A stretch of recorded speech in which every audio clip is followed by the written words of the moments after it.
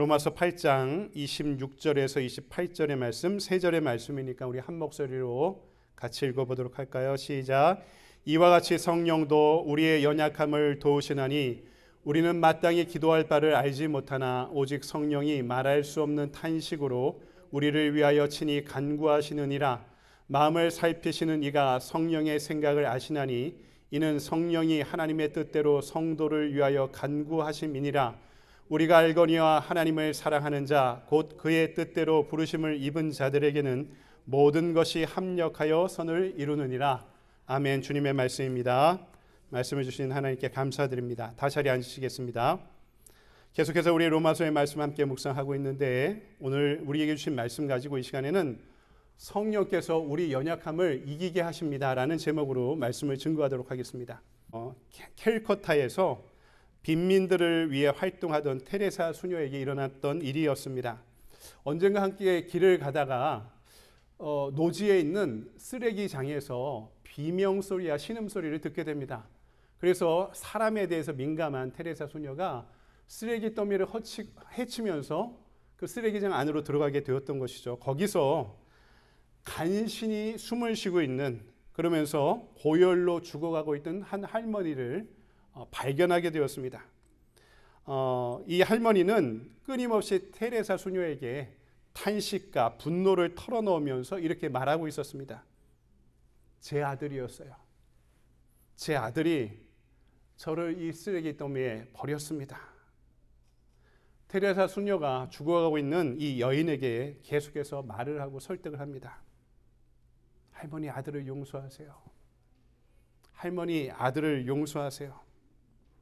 마지막 숨이 넘어지기 직전까지 분노와 탄식의 신음을 냈었던 여인은 마지막으로 이 말을 남기고 숨졌습니다. 알겠습니다. 제 아들을 용서합니다.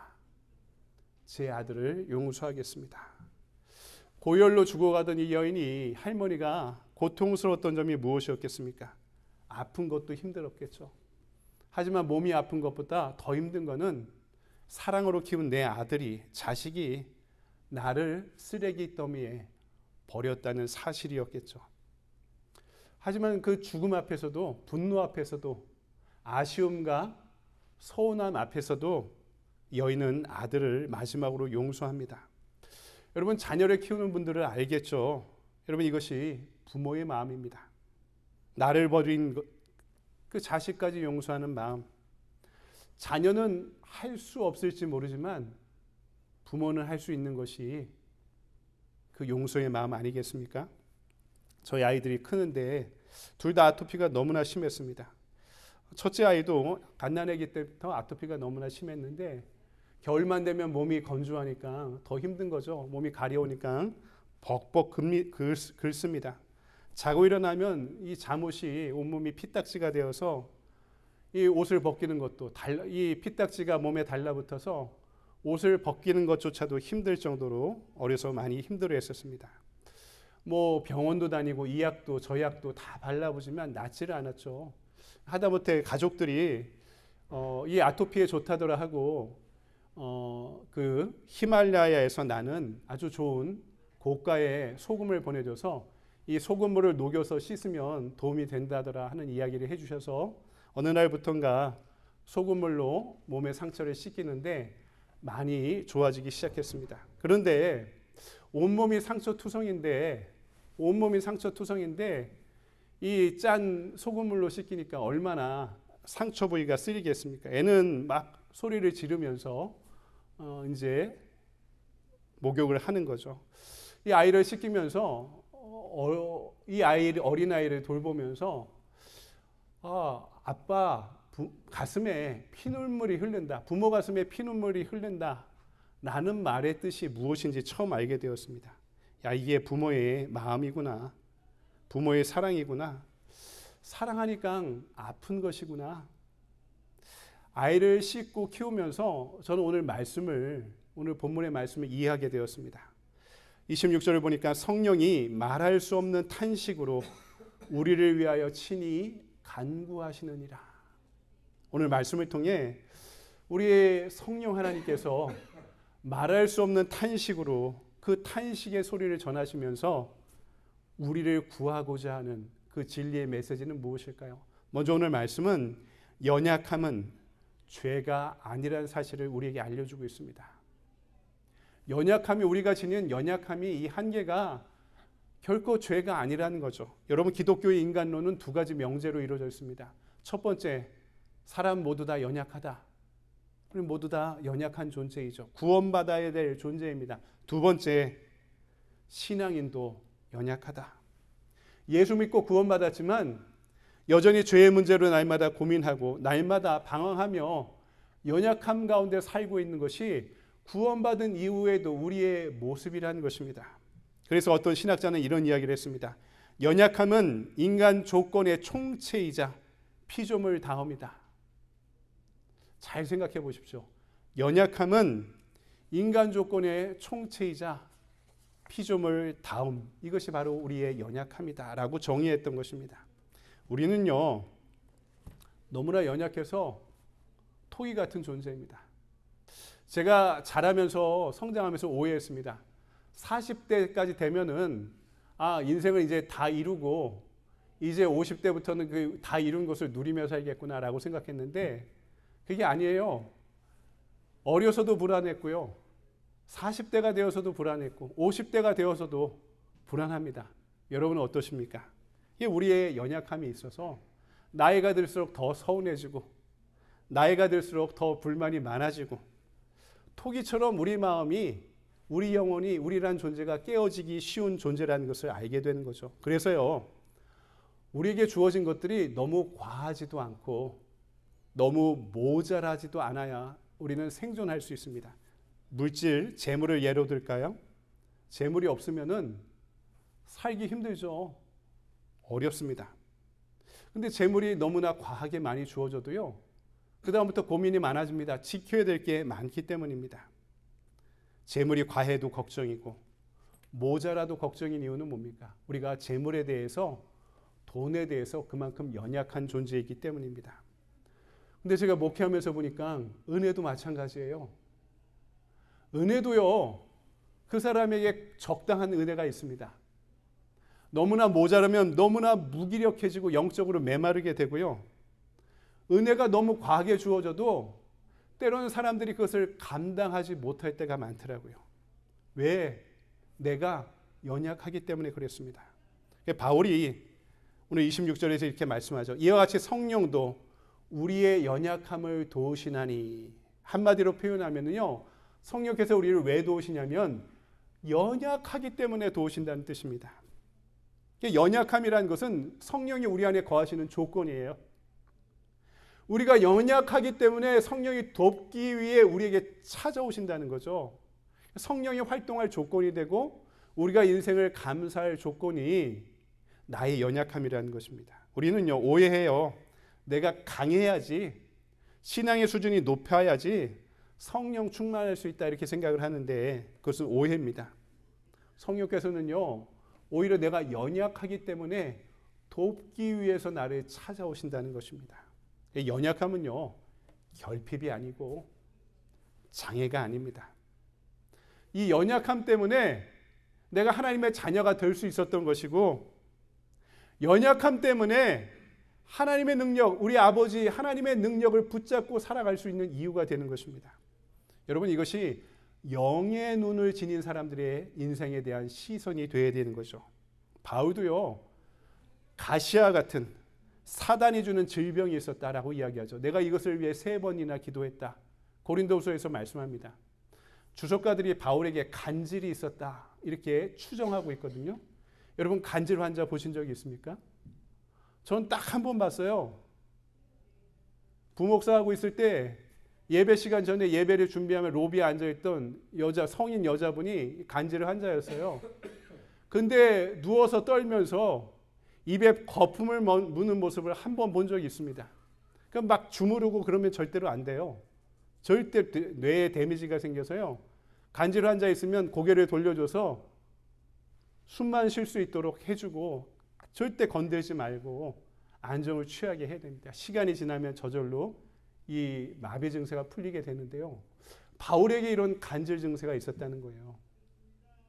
근데 연약한 육신을 가지고 제1차, 2차, 3차 선교여행을 하며 수많은 고문을 당하면서 선교 활동을 하는 게 그에게 얼마나 큰 인생의 결핍이자 약점이었겠습니까? 당연히 이걸 고쳐달라고 기도했죠. 바울의 기도에 대해 하나님께서 어떻게 응답하십니까? 너의 은혜가 너에게 족하도다. 이는 내 능력이 약한 데서 온전하여짐이니라. 영의 눈을 지녔던 바울 사도가 하나님의 응답을 듣고 무릎을 치면서 이렇게 감사합니다. 아, 그렇구나. 내가 연약하기 때문에 주님을 의지할 수 있고, 연약하기 때문에 주님의 생각을 좇고, 내가 연약하기 때문에 주님을 더 따를 수 있는 것이구나. 아, 그래.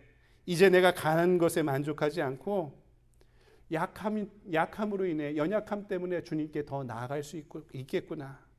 아, 이것은 하나님이 나에게 주신 축복이었구나. 바울이 그래서 고린도후서 12장 9절에서 10절에 이렇게 고백할 수 있었던 것입니다. 여러분 다 능히 잘 아는 문장인데 다시 한번 깊이 들어보시기 바랍니다. 그러므로 도리어 크게 기뻐함으로 나의 여러 약한 것들에 대하여 자랑하리니 이는 그리스도의 능력으로 내게 머물게 하려 함이니라. 그러므로 내가 그리스도를 위하여 약한 것들과 능욕과 궁핍과 박해와 곤고를 기뻐하노니 이는 내가 약한 그때의 강함이니라. 아멘. 두 번째 오늘 말씀은 이 연약한 자의 구체적인 필요를 성령께서 채우신다고 말씀합니다. 그것이 무엇입니까? 잘 들어보십시오. 성령께서 우리의 기도를 도우신다. 이렇게 말씀하십니다. 연약하면요, 기도가 방해됩니다. 여러분, 병이 세면은요, 병이 너무 심해지면, 또 마음의 상처가 너무 심해지면 기도할 힘조차 생기지 않습니다. 연약함에 짓눌려 있을 때는 우리 기도가, 하나님과의 관계가 지장을 받죠. 여러분, 기도가 우리가 성도들이 생존할 수 있는 유일한 방식이라고 제가 얼마 전에 말씀드렸죠. 우리의 호흡이자 생명줄 같은 것인데, 우리 신앙의 적신호, 빨간불이 언제입니까? 내가 기도하지 않을 때입니다. 기도하지 못하고 기도할 생각도 생기지 않고 기도할 노력도 하지 않을 때, 여러분, 우리 신앙생활에 빨간불이 켜진 것입니다. 우리 자신에 대해서 분별해야 되죠. 하지만 기도줄조차 잡을 수 없는 연약한 때조차도 성령 하나님이 우리를 도우신다고 오늘 말씀에서 우리에게 전하고 있죠. 어떻게 해요? 26절을 볼까요? 우리는 마땅히 기도할 바를 알지 못하나 오직 성령이 말할 수 없는 탄식으로 우리를 위하여 친히 간구하시느니라. 내가 아주 힘들어도요, 너무 힘들어도, 아니 내가 너무나 성공의 심취에 편해져도요, 주어진 결과가 비슷할 때가 있어요. 기도 안 할 때입니다. 내가 성공에 심취해도 기도가 안 되고요, 내가 너무 힘들어도 기도가 안 됩니다. 내가 기도줄 놓고 있다, 무엇을 위해 기도해야 될지도 모르고 있다, 여러분, 그때가 우리의 영적인 위기의 때입니다. 하지만 이때도 성령께서 말할 수 없는 탄식으로 우리를 도우신다 말씀하죠. 이게 무슨 뜻입니까? 말로서 표현할 수 없는 농도 깊은 신비로운 탄식으로 우리를 위해 기도하고 계신다는 것입니다. 그 이유가 뭘까요? 우리가 지난주에 봤던 12절에 이렇게 소개되고 있습니다. 그러므로 형제들아, 우리가 빚진 자로 돼 육신에게 져서 육신대로 살 것이 아니라. 제가 말씀드렸죠. 육신에게 빚졌다는 것은 육신을 주인 삼아 육신이 원하는 대로 말하고 행동하고 선택하며 산다는 것입니다. 육신이 좋아하는 육신의 욕구에 온통 우리의 관심을 맞춰 산다는 것입니다. 우리가 육신의 안목과 이생의 자랑과 육신의 정욕을 추구하며 살아가는 것이 우리 인생의 근본적인 관심사가 되었다는 것은 우리가 육신의 빚진 자가 되었기 때문에, 여러분, 십자가는요, 육신에 빚진 그 빚을 탕감하는 자리입니다. 육신의 욕구가 죄를 낳고, 죄의 대가가 뭐라고 그랬죠? 사망. 죄의 싹은 사망이라고 그랬는데, 왜 십자가가 육신에 빚진 것을 탕감하는 자리입니까? 예수님이 육신의 결과, 죄의 결과, 죽어야 되는 우리를 위해 십자가 위에서 대신 죽으셨기 때문입니다.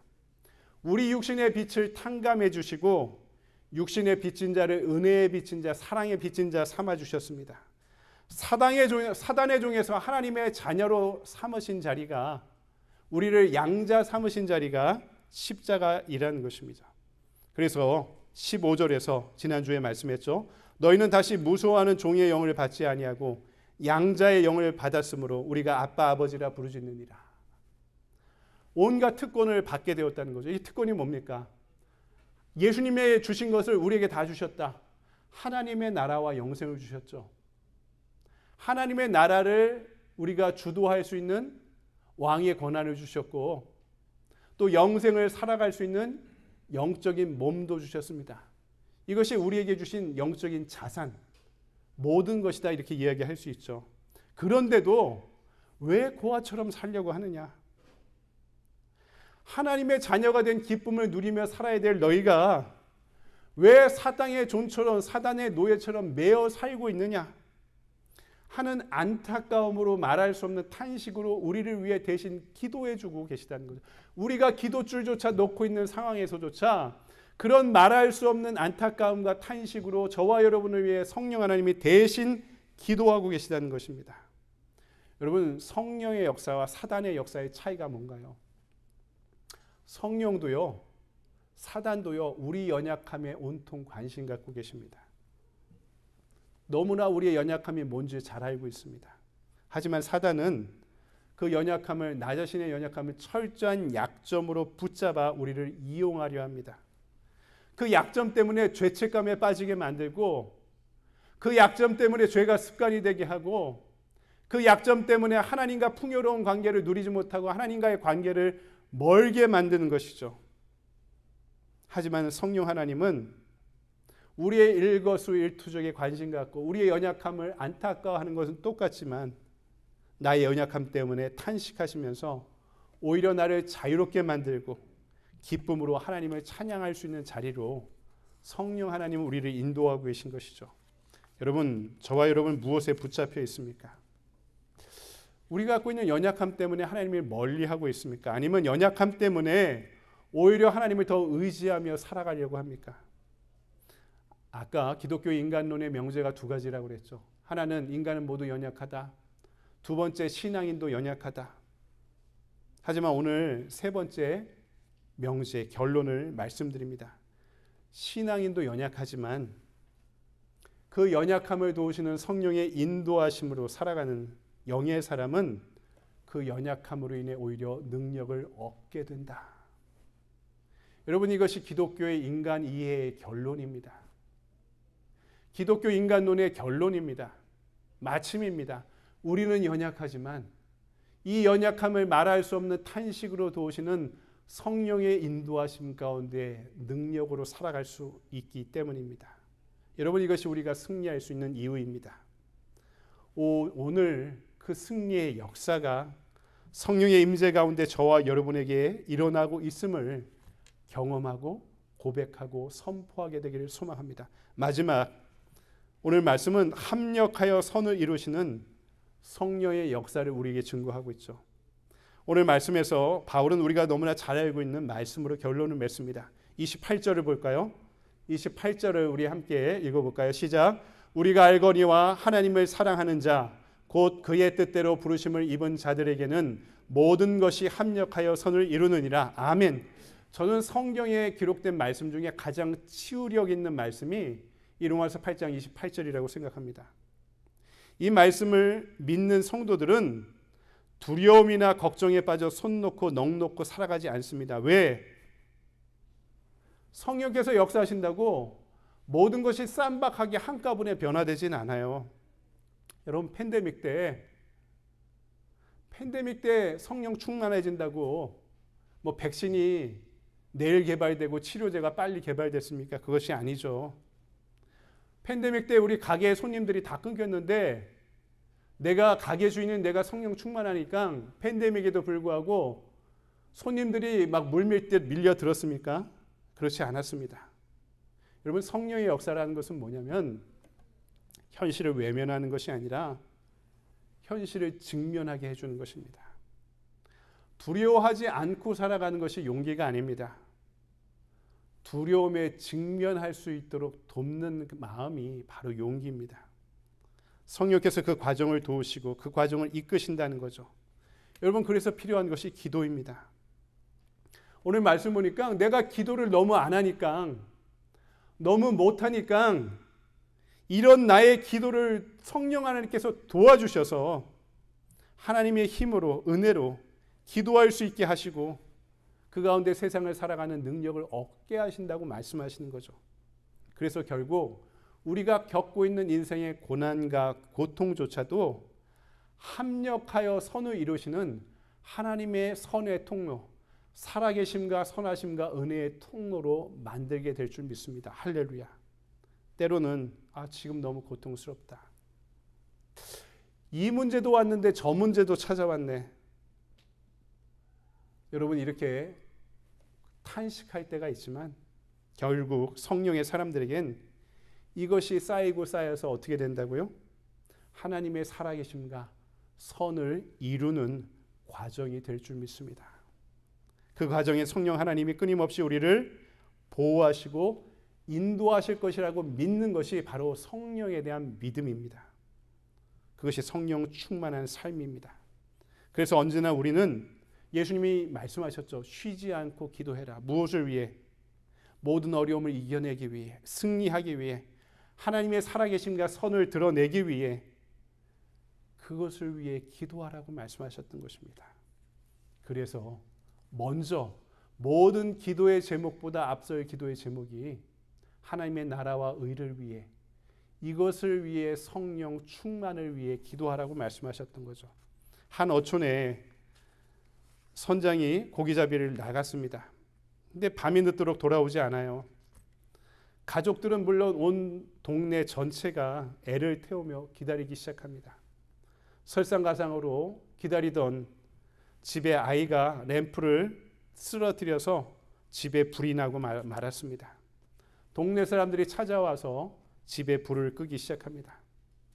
남편은 풍랑 속에서 집에 돌아오지 않고 있고 게다가 살림살이마저 다 태워서 재가 되어버렸으니 얼마나 큰 비극이겠습니까? 그러다 결국 아침이 찾아왔습니다. 날이 밝자 그토록 고대하던 남편의 배가 돌아옵니다. 돌아온 남편이 이렇게 말합니다. 어제 풍랑 속에서 방향을 잃고 헤매고 있는데 갑자기 저 멀리 육지에서 큰 불빛이 올라와서 그 빛을 보고 항로를 잡아 여기까지 올 수 있었다. 같은 사건도요, 우리가 어떻게 바라보느냐에 따라 재앙이 될 수도 있고 구원의 등불이 될 수도 있습니다. 집에 불이 나지 않으면 가장을 잃어버리게 되었을 수 있을 만한 사건이었습니다. 우리가 인생에 살아가며 한 가지 사건과 결과만을 보고 이것이 잘못이다, 이것이 시험이다, 하나님이 나를 떠나셨다, 이렇게 단정해서는 안 됩니다. 어려운 시험과 인생의 장애를 경험할 때 단견으로 짧게 보면 시험이고 시련이 분명해 보여도 하나님의 크고 놀라운 계획 속에서 보면은 최종의 선을 이루고자 하는 하나님의 인도하심이 반드시 있기 때문입니다. 제가 목회하며 경험한 것도 분명합니다.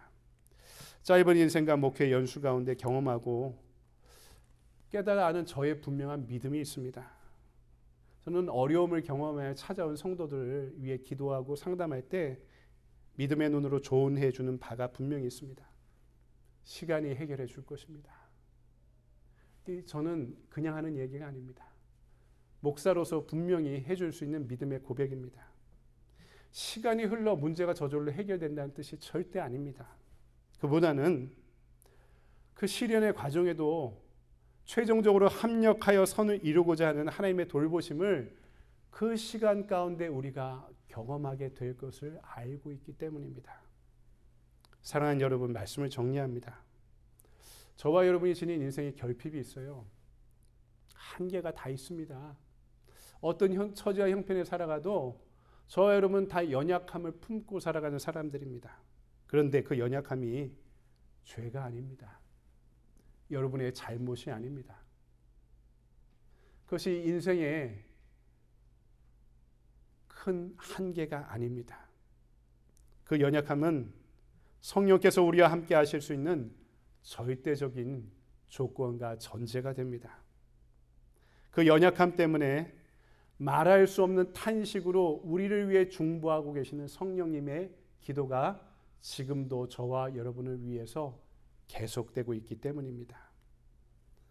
인생의 탄식 너머에 우리 인생의 소망의 이유를 발견할 수 있는 이유가 거기에 있습니다.